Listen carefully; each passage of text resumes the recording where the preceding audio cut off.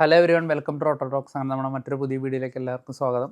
അപ്പോൾ 2025 ആദ്യത്തെ ഒരു പ്രൊമിനൻ്റ് ആയിട്ടുള്ളൊരു മലയാള റിലീസാണ് ചത്ത പച്ച, ഡയറക്റ്റഡ് ബൈ അദ്വൈത് നായർ. പുള്ളിയുടെ ഫസ്റ്റ് പടമാണ്. പുള്ളി തന്നെയാണ് ഇതിൻ്റെ സ്റ്റോറി. ഇതിൻ്റെ സിനിമാറ്റോഗ്രഫി ചെയ്തേക്കുന്ന ആനന്ദ് സി ചന്ദ്രനാണ്. അതുപോലെ തന്നെ ജോമോൺ ടി ജോണൊക്കെ അസിസ്റ്റൻറ്റ് സിനിമാറ്റോഗ്രാഫർ ആയിട്ടുണ്ട്. സിനിമാറ്റോഗ്രഫി കിടിലം വർക്കായിരുന്നു. എസ്പെഷ്യലി ഇതിൻ്റെ ഈ ഫൈറ്റ് സീൻസിലും കാര്യങ്ങളിലൊക്കെ അടിപൊളി വർക്ക് തന്നെയായിരുന്നു. അതുപോലെ എഡിറ്റിംഗ് പ്രവീൺ പ്രഭാരൻ കിടിലം വർക്ക്.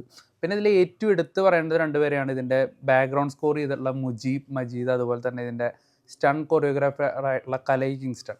ഈ രണ്ടുപേരും ഇല്ലായിരുന്നെങ്കിൽ ഈ സിനിമ വൻ ദുരന്തമായി പോകാൻ. ഇവർ രണ്ടുപേരുള്ളതുകൊണ്ട് ഒരു എബോവ് ആവറേജ് അല്ലെങ്കിൽ ആവറേജ് ലെവലോട്ട് ഈ സിനിമ ലിഫ്റ്റ് ചെയ്തു തന്നെ പറയാം. എന്തായാലും മ്യൂസിക് ചെയ്തേക്കുന്നത് ലെജൻഡറി ശങ്കർ എഹ്സാൻ റോയ് ആണ്. പക്ഷേ സീറോ ഇമ്പാക്റ്റ് തന്നെ പറയാം. പാട്ടുകളൊക്കെ ശോകമായിരുന്നു.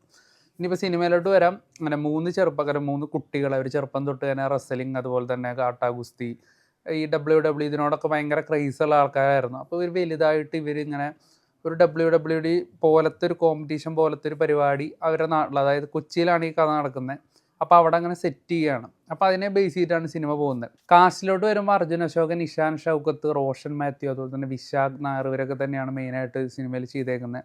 പിന്നെ സിദ്ദിഖ് ഒരു റോൾ ചെയ്തിട്ടുണ്ട്. അദ്ദേഹത്തിൻ്റെ കരിയറിലെ തന്നെ ഏറ്റവും ഊച്ചാട് റോളായിട്ടാണ് തോന്നിയത്. ഒരു കാര്യമില്ല സിദ്ദിഖിനെ പോലത്തെ ഒരു ആക്ടറെ കൊണ്ടുവന്നിട്ടൊരു നിർഗുണ റോള് കൊടുത്തിട്ട് വിട്ടിട്ടുണ്ട്. പിന്നെ ഇതിൽ എല്ലാവർക്കും അറിയുന്ന പോലെ ഒരു ഇമ്പോർട്ടൻ്റ് റോള് മമ്മൂക്കയും ചെയ്തിട്ടുണ്ട്. പുള്ളി ഒരു ക്യാമിയോ റോളിൽ ലാസ്റ്റ് വരുന്നുണ്ട്. അപ്പോൾ അതിനെപ്പറ്റി നമുക്ക് പറയാം. അപ്പോൾ സിനിമയുടെ കഥ തുടങ്ങുന്നത് ഇങ്ങനെയാണ്. അതായത് കൊച്ചിയിൽ മട്ടാഞ്ചേരി ഭാഗത്ത് ഉള്ള 3 ചെറുപ്പക്കാർ, 3 കുട്ടികൾ, അവർക്ക് റെസ്ലിങ്ങിനോടുള്ള ക്രൈസ്, അവരത് വലുതായിട്ട് അവരത് ഇങ്ങനെ ഒരു റെസ്ലിംഗ്, ഒരു ഫൈറ്റിംഗ് കോമ്പറ്റീഷൻ പോലെ WWE മോഡൽ ഒരു കോമ്പറ്റീഷൻ പോലെ പരിപാടി തുടങ്ങുന്നു. അതിനെ പറ്റിയുള്ള സംഭവങ്ങളാണ്. ടെക്നിക്കലി സ്റ്റാർട്ടിങ് തൊട്ട് സിനിമ അടിപൊളിയായിരുന്നെങ്കിലും സിനിമയിലെ കഥാപരമായിട്ട് നോക്കുകയാണെങ്കിൽ വളരെ വീക്കായിട്ടുള്ള ഒരു സ്റ്റോറിയാണ്. പ്രത്യേകിച്ച് സ്ക്രീൻ പ്ലേയും കാര്യങ്ങളായിട്ടൊന്നും ഇല്ല എന്ന് തന്നെ പറയാം. പടം ഫസ്റ്റ് ഹാഫ് എൻറ്റയർലി ഇതിൻ്റെ ഇൻ്റർവെൽ ബ്ലോക്ക് വരെ ഭയങ്കര ബോറിംഗ് ആണെന്ന് തന്നെ പറയാം. പിന്നെ അതിൽ ഡയലോഗ്സ് പോലും പലപ്പോഴും നമുക്ക് ക്ലിയർ ആവണില്ല. ഈ കൊച്ചിൻ സ്ലാങ് ഇവർ പറയുന്ന സംഭവം നമുക്ക് മനസ്സിലാവണില്ലെന്നാണ്. തിയേറ്ററിൽ നിന്ന് ആൾക്കാർ ഇങ്ങനെ പരസ്പരം അങ്ങോട്ടും ഇങ്ങോട്ടും നോക്കുമായിരുന്നു. ഇവരെന്താണ് പറയുന്നതെന്ന് പോലും മനസ്സിലാവില്ല. ഡയലോഗ്സ് പോലും ക്ലിയർ അല്ലായിരുന്നു. ഇൻ്റർവെല്ലിലോട്ട് എത്തുമ്പോൾ ഒരു ഫൈറ്റ് സീക്വൻസ് വരികയും അവിടെ സിനിമ കുറച്ചൊന്ന് ഹൈ ആവുകയും ചെയ്യുന്നുണ്ട്. ആ ഇൻ്റർവെൽ ബ്ലോക്ക് അത്യാവശ്യം ഡീസൻ്റ് ആയിരുന്നു.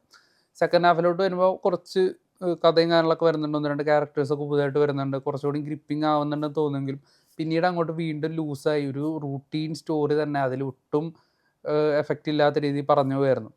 ക്യാരക്ടേഴ്സിൻ്റെ പെർഫോമൻസൊക്കെ നന്നായിട്ടുണ്ട്. എസ്പെഷ്യലി ഇതിൽ വിശാഖ് ചെയ്ത കഥാപാത്രം നന്നായിട്ടുണ്ടായിരുന്നു. അതുപോലെ തന്നെ റോഷൻ ചെയ്ത ക്യാരക്ടർ, അതായത് ചെയ്യാത്തൊരു ടൈപ്പ് ക്യാരക്ടറായിരുന്നു. അത്യാവശ്യം നല്ല രീതിക്ക് തന്നെ ചെയ്തിട്ടുണ്ട്.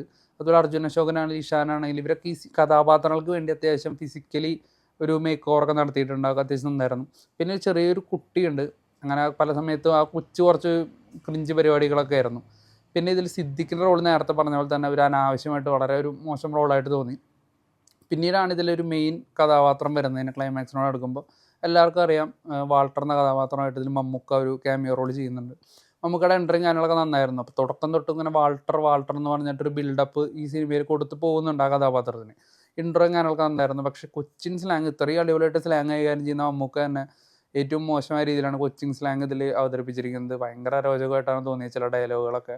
പുള്ളിക്ക് പ്രത്യേകിച്ചൊന്നും ചെയ്യാനുണ്ടായില്ല. പിന്നെ പുള്ളിയുടെ ലുക്കായാലും ഡയലോഗ് ഡെലിവറി ആയാലും ഒക്കെ സീറോ ഇമ്പാക്റ്റ് ആയിരുന്നു. മൊത്തത്തിൽ ഇൻട്രോ കഴിഞ്ഞ് കഴിഞ്ഞാൽ പിന്നെ ആ ക്യാരക്ടർ വളരെ ശോകമായിട്ട് തോന്നി.